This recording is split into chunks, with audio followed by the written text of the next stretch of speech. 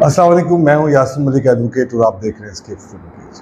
पाकिस्तान की जो बदलती पॉलिटिकल सिचुएशन है जिसको यकसानियत से ताबीर दी जा सकती, जहां पे चंद ताकतवर ये समझते हैं कि वो इतने ताकतवर हैं कि वो पाकिस्तान के तकदीर का हर फैसला कर सकते हैं और करोड़ों अवाम सिर्फ भेड़ बकरियों की मालिक। पाकिस्तानी पॉलिटिक्स के स्टेक होल्डर्स की बात की जाए तो पॉलिटिकल पार्टीज तो एक तरफ, मगर साथ आपको जुडिशरी भी स्टेक होल्डर के तौर पे नज़र आती है, पाकिस्तान की इस्टेब्लिशमेंट भी नज़र आती है, मिलिट्री इस्टेब्लिशमेंट भी नज़र आती है, और ये माफियाज जिन्होंने इस मुल्क का ठेका उठा रखा है वो भी नज़र आते हैं। आज जुडिशरी जिस लेवल पे खड़ी है कल इस लेवल पर नहीं थी। कभी जुडिशरी वो फैसले करती थी जो फैसले मनोअन पाकिस्तान के ताकतवरों को पसंद थे। पाकिस्तान के ताकतवरों ने रूल ऑफ लॉ को भी एक खास हद तक अपने ताबे समझा। पाकिस्तान में कानून वही है जो ताकतवर समझते हैं। इसकी लेटेस्ट एग्जाम्पल आज की काजी साहब की कोर्ट प्रोसीडिंग्स के अंदर थी, जहां पे उन्होंने ये कहा कि ब्यूरोक्रेट्स ने और पाकिस्तान के जर्नलों ने पाकिस्तान को टेक ओवर किया हुआ है। लेकिन काजी साहब अपने फैसलों में और अपने एक्ट में ये भूल गए कि शायद काजी साहब भी उन्हीं जर्नलों का एक अक्स थे, एक पार्ट थे। उनके फैसले भी इन्हीं ताकतवर और माफिया को सपोर्ट करते रहे। इस तब्दीली की वजह क्या? अब इसको जरा गौर से समझिए। वैसे इसमें समझने वाली बात नहीं, क्योंकि पाकिस्तान के ताकतवरों ने कुछ गारंटीज और वारंटीज काजी फायज ईसा साहब को दी थी। ये एस्टेब्लिशमेंट थी जिन्होंने इमरान खान के जरिए काजी फायज ईसा के ऊपर रेफरेंस दायर किया था। बाद में यही एस्टेब्लिशमेंट इमरान खान के पीछे से गायब होके अकेले इमरान खान को काजी फायज ईसा की दुश्मनी पर मामूर कर देते। फिर यही काजी फायज ईसा एस्टेब्लिशमेंट के साथ मिलकर इमरान खान तो एक तरफ, उसकी पार्टी के बहुत सारे ओहदेदार और बहुत सारे कारकुनान, इवन के पार्टी तक के ऊपर सोबत और जुल्म की जितनी दास्तानें लिखी गई उस पे नजरें बंद किए रहते, हत्ता कि वो इस पार्टी से बल्ले का निशान ही छीन लेते, जिसकी interpretation election commission of Pakistan ये करता है कि अब पाकिस्तान तहरीक इंसाफ एक पॉलिटिकल जमात नहीं रही। लेकिन उस फैसले को याद कीजिए जो फैसला 8-5 की मेजॉरिटी के साथ आया, जिसमें तहरीक इंसाफ को एक पॉलिटिकल पार्टी कंसीडर कर लिया गया, और उस फैसले पे चीफ इलेक्शन कमिश्नर मानने के लिए तैयार नहीं, और पाकिस्तान की तमाम जमहूरी कुव्वतें उस फैसले को मानने के लिए तैयार नहीं। ये तमाशा पाकिस्तान ने देखा, पाकिस्तानियों ने देखा, उन तमाम तमाशों की तरह से जो तमाशे पाकिस्तान की आवाम देखती रहती। एक चीज के ऊपर ईमान कवी होता गया, पाकिस्तान में रूल ऑफ लॉ वही रहेगा जो ताकतवर सोचेंगे, जो ये माफिया सोचेंगे। पाकिस्तान में आइन की ताबीर, आइन की तशरीह, आइन की एक्सप्लेनेशन वही रहेगी जो ताकतवर के जहन से उमटेगी या ताकतवर जो करना चाहे। काजी फायज ईसा हो, चीफ इलेक्शन कमिश्नर हो, मुख्तलिफ आईजीज हों, मुख्तलिफ जर्नल्स हों, ये सिर्फ मोहरों के तौर पे चलते हैं क्योंकि सबको अपने अपने मुफाद नजर आते हैं। काजी साहब को अपने एक्सटेंशन की लालच हो, जनरल साहब ने अपनी एक्सटेंशन लेनी हो, या वो चीज़ जो रिटायरमेंट से एक दिन पहले किसी शख्स को जनरल बना दे। आज सिविल सुप्रीमेसी की बात करने वाला भी पाकिस्तान के अंदर कोई नहीं बचा।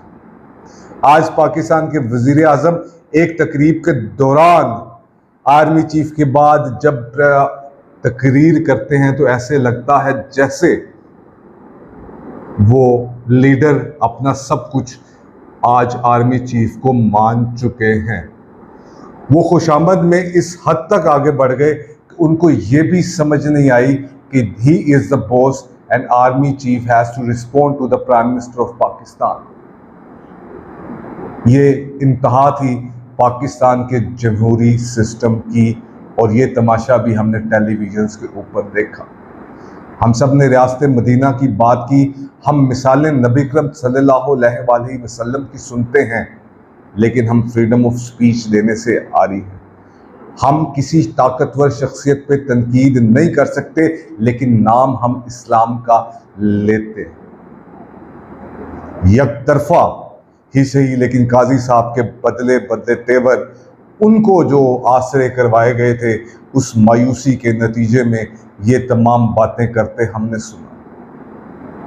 आज ये बात रोज़े रोशन की तरह आया हो चुकी है कि काजी साहब हों या कोई भी, उसको अपना ज़ाती मुफाद अजीज़। पाकिस्तान में अगर आप लोग तरक्की करना चाहते हैं तो माफिया की खुशामद आप पर फ़र्ज़ है, और ये फ़र्ज़ 5 नमाज़ों से ज़्यादा फ़र्ज़ है, क्योंकि इसके बगैर आप पाकिस्तान की पॉलिटिक्स में, पाकिस्तान की किसी भी जगह पर लाइमलाइट में नहीं आ सकते। इस पे हुक्मरानों की गई गलतियां और हुक्मरानों की बेहिसी और वो बेइज्जती जो पाकिस्तान अवाम के लिए है, जैसे तैसे ये अवाम सहती जा रही।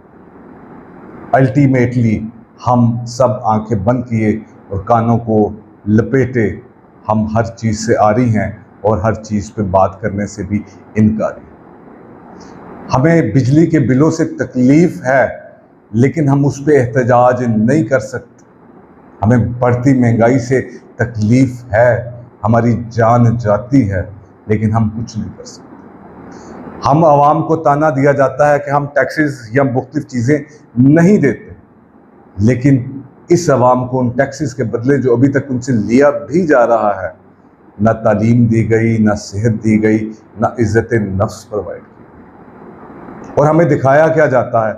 हमें मुनसिफ़ों के नाम पर काजी साहब जैसे लोग दिखाए जाते हैं, हमें मुहाफ़िज़ों के नाम पर आसिम मुनीर साहब दिखाए जाते हैं, हमें एडमिनिस्ट्रेशन के नाम पर वज़ीर आज़म के नाम पर शहबाज शरीफ दिखाया जाता है, हमें सूबों में कभी मरियम नवाज से तशबीह दी जाती है, और सब कुछ होता हम अपनी आंखों से देखते हैं। इसका सिर्फ एक मकसद है, और मकसद है आपको ये बावर कराना कि आप कुछ नहीं हैं। कानून की ताबीर एक आम आदमी के लिए है, कानून सिर्फ एक आम आदमी से ताकतवर है, कानून माफिया से नीचे है, अदालतें माफिया से नीचे है। यही सब कुछ और बहुत कुछ हम इस्लाम का नाम लेकर, नबी करम सल्लल्लाहु अलैहि वसल्लम का नाम लेकर करते चले आए। ये स्टेटस को ना आम आदमी को जीने देना चाहता है, ना जीता देख सकता है। उनके लिए सब कुछ सिर्फ उनका अपना मुफाद है। तो काजी साहब अपना बयान बदलें, काजी साहब जो मर्जी करें, ऐसा कुछ नहीं हो सकता। हम सब रूल ऑफ लॉ की बात करते हैं, ताकतवर भी रूल ऑफ लॉ की बात करता है, आम आदमी भी रूल ऑफ लॉ की बात करता है, हम सब बात करते हैं रूल ऑफ लॉ की। लेकिन ये वो रूल ऑफ लॉ है जिसमें हम चाहते हैं कि पाकिस्तान के अंदर रूल ऑफ लॉ हो, लेकिन हम इसको कबूल नहीं कर सकते। बात कर सकते हैं, हम इसे चाह नहीं सकते, क्योंकि ताकतवर ने ये सिस्टम इस तरह से बना के दिया है कि हम हर ताकतवर को सलाम करें और हर कमज़ोर को हम जूते लगाएं।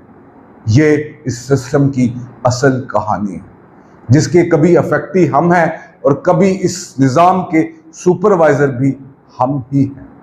ये लोग भी हम में से हैं और ये सब कुछ हम में से, लेकिन हम खामोश हैं, और खामोश भी ऐसे कि बात मत कीजिए। अल्लाह हाफ़िज़।